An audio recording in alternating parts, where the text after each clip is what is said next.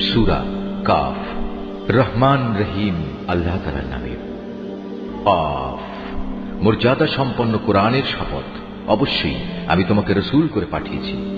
একথা অনুধাবন না করে বরং তারা বিস্ময় বোধ করে। তাদের নিজেদের মাঝ থেকে কি করে একজন সতর্ককারী নবী তাদের কাছে এলো। অতঃপর অবিশ্বাসীরা এও বলে, এ তো আসলে একটা আশ্চর্যজনক ব্যাপার। এটা কি এমন যে আমরা যখন মরে যাব এবং আমরা যখন মাটি হয়ে যাব তখন পুনরায় আমাদের জীবন দান করা হবে? এ তো সত্যি এক সুদূর পরাহত ব্যাপার। আমি তো এও জানি মৃত্যুর পর তাদের দেহ থেকে কতটুকু অংশ জমিন বিনষ্ট করে, আর আমার কাছে একটি গ্রন্থ আছে যেখানে সব বিবরণ সংরক্ষিত রয়েছে। উপরন্তু এদের কাছে যখনই সত্য এসে হাজির হয়েছে তখনই তারা তা প্রত্যাখ্যান করেছে। অতঃপর তারা সংশয়ে দোদুল্যমান থাকে। এই লোকগুলো কি কখনো তাদের উপরে ভাসমান আকাশের দিকে তাকিয়ে দেখেনি কিভাবে তা আমি বানিয়ে রেখেছি এবং কি অপরূপ সাজে আমি তা সাজিয়ে রেখেছি? কই, এর কোথাও কোনো ক্ষুদ্রতম ফাটলও তো নেই। আমি জমিনকে বিছিয়ে দিয়েছি নড়াচড়া থেকে রক্ষা করার জন্য। আমি তার মধ্যে স্থাপন করেছি মজবুত ও অনড় পাহাড় সমূহ। আবার এই জমিনে আমি উদ্গত করেছি সব ধরনের চোখ জুড়ানো উদ্ভিদ। মূলত প্রতিটি মানুষ যে আনুগত্যের দিকে ফিরে আসতে চায়, এর প্রতিটি জিনিসই তার চোখ খুলে দেবে এবং তাকে আল্লাহর অস্তিত্বের পাঠ মনে করিয়ে দেবে। আকাশ থেকে আমি বরকতপূর্ণ পানি অবতীর্ণ করেছি এবং তা দিয়ে উদ্যানমালা ও এমন শস্যরাজি পয়দা করেছি যা কেটে কেটে আহরণ করা হয়। আরো পয়দা করেছি উঁচু উঁচু খেজুর বৃক্ষ, যার গায়ে গুচ্ছ গুচ্ছ খেজুর সাজানো রয়েছে। এগুলো আমি বান্দাদের জীবিকা হিসেবে দান করেছি এবং আমি পানি দিয়ে মৃত ভূমিকে জীবন দান করি। এমনই মৃত মানুষদের কবর থেকে বেরিয়ে আসার ঘটনা সংঘটিত হবে। এর আগেও নূহের জাতি, রসের অধিবাসী ও সামুদ জাতির লোকেরা তাদের নবীদের অস্বীকার করেছে। অস্বীকার করেছে আদ, ফেরাউন ও লুতের সম্প্রদায়ও। বনের অধিবাসী এবং তুব্বা সম্প্রদায়ের লোকেরাও তাই করেছে। এরা সবাই আল্লাহর রাসূলদের মিথ্যাবাদী বলেছে। অতঃপর তাদের উপর আমার প্রতিশ্রুত আযাব আপতিত হয়েছে। আমি কি মানুষদের প্রথমবার সৃষ্টি করতে গিয়ে এতই ক্লান্ত হয়ে পড়েছি যে এরা আমার পুনরায় সৃষ্টি করার কাজে সন্দেহ পোষণ করছে? নিঃসন্দেহে আমি মানুষদের সৃষ্টি করেছি। তার মনের কোণে যে খারাপ চিন্তা উদয় হয় সে সম্পর্কেও আমি জ্ঞাত আছি, কারণ আমি তার ঘাড়ের রগ থেকেও তার অনেক কাছে অবস্থান করি। এই সরাসরি জ্ঞান ছাড়াও সেখানে আরো দুজন ফেরেশতা, একজন তার ডানে আর একজন তার বামে বসে তার প্রতিটি তৎপরতা সংরক্ষণ করার কাজে নিয়োজিত আছে।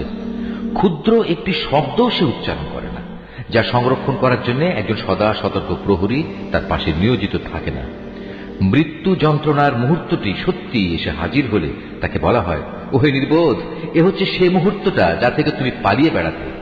অতঃপর সবাইকে একত্রিত করার জন্য শিঙায় ফুঁ দেয়া হবে। তখন তাদের বলা হবে, এ হচ্ছে সেই শাস্তির দিন যার কথা তোমাদের বলা হয়েছিল। সেদিন প্রতিটি মানুষ আল্লাহর আদালতে এমন ভাবে হাজির হবে যে তাকে হাঁকিয়ে নিয়ে যাবার জন্য সাথে একজন ফেরেশতা থাকবে। অপরজন হবে তার যাবতীয় কর্মকাণ্ডের প্রত্যক্ষ সাক্ষী। একজন বলবে, এ হচ্ছে সেদিন যেদিন সম্পর্কে তুমি উদাসীন ছিলে। এখন আমরা তোমার চোখের সামনে থেকে তোমার সে পর্দা সরিয়ে দিয়েছি। অতএব আজ তোমার দৃষ্টিশক্তি হবে অত্যন্ত প্রখর, সব কিছুই এখন তুমি দেখতে পাবে। তার অপর সাথী ফেরেশতা বলবে, হে মালিক, এ হচ্ছে তোমার আসামি, আর এ হচ্ছে আমার কাছে রক্ষিত তার জীবনের নথিপত্র। অতঃপর উভয় ফেরেশতাকে বলা হবে, তোমরা দুজন মিলে একে এবং এর সাথে প্রতিটি উদ্ধত প্রদর্শনকারী কাফেরকে জাহান্নামে নিক্ষেপ করো। কেননা এরা ভালো কাজে বাধা দিত, যত্রতত্র সীমা লঙ্ঘন করত, স্বয়ং আল্লাহর ব্যাপারে এরা সন্দেহ পোষণ করত। যে ব্যক্তি আল্লাহ তাআলার সাথে অন্য কিছুকে মাবুদ বানিয়ে নিত তাকেও আজ জাহান্নামের কঠিন আযাবে নিক্ষেপ করো। এ সময় তার সহচর শয়তান বলে উঠবে, হে আমাদের মালিক, আমি কিন্তু এই ব্যক্তিটিকে তোমার বিদ্রোহী বানাইনি। বস্তুত সে নিজেই ঘোর বিভ্রান্তিতে নিমজ্জিত ছিল। আল্লাহ তাআলা বলবেন, এখন তোমরা আমার সামনে বাকবিতণ্ডা করো না। আমি তো আগেই তোমাদের অধ্যকার আযাব সম্পর্কে সতর্ক করে দিয়েছিলাম। আমার এখানে কোনো কথারই রদ বদল হয় না। আমি বান্দাদের ব্যাপারে অবিচারকও নই যে সতর্ক না করেই তাদের আযাব দেব। সেদিন আমি জাহান্নামকে লক্ষ্য করে বলবো, তুমি কি পূর্ণ হয়ে গেছো? জাহান্নাম বলবে, হে মালিক, এখানে আসার মতো আরো কেউ আছে কি?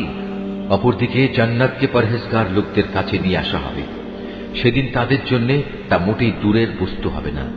জান্নাতকে তাদের সামনে এনে বলা হবে, এ হচ্ছে সেই জায়গা যার প্রতিশ্রুতি তোমাদের দেয়া হয়েছিল। এই স্থান সে ধরনের প্রতিটি মানুষের জন্য নির্দিষ্ট যে আল্লাহর বিধানের দিকে ফিরে আসে এবং তা হেফাজত করে। এ ব্যবস্থা তার জন্য যে না দেখে পরম দয়ালু আল্লাহ তাআলাকে ভয় করেছে এবং বিনয় চিত্তে আল্লাহ তাআলার কাছে হাজির হয়েছে। সেদিন তাদের বলা হবে, হ্যাঁ, আজ তোমরা একান্ত প্রশান্তির সাথে এতে দাখিল হয়ে যাও। এ হচ্ছে তোমাদের অনন্ত যাত্রার প্রথম দিন। সেখানে তারা যা যা পেতে চাইবে তার সব তো পাবেই। এর সাথে আমার কাছে তাদের জন্য আরো থাকবে অপ্রত্যাশিত পুরস্কার। আমি তাদের আগেও অনেক মানব গোষ্ঠীকে ধ্বংস করে দিয়েছি যারা ছিল শক্তি সামর্থ্যে এদের চাইতে অনেক বেশি বড়। দুনিয়ার শহর বন্দরগুলো তারা চষে বেরিয়েছে, কিন্তু আল্লাহর আযাব থেকে তাদের কোনো পলায়নের জায়গা কি ছিল?